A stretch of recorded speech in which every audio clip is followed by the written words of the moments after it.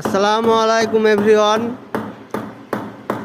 এই যে এখানে আমরা বিট করব, তার জন্য স্টিল লোহাগুলো ব্যবহার করা হচ্ছে। ওই যে ঠিক উপরের মতন সেম বিটগুলো হবে। কিভাবে আমরা যত্ন সহকারে তার কাঁটাগুলো ব্যবহার করে কাজ করি আপনারা প্র্যাকটিক্যালে দেখেন।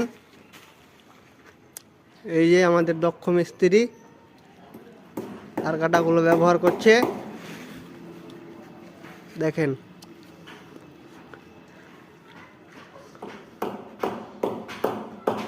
যে সেম কাজগুলা এই পাশে হবে।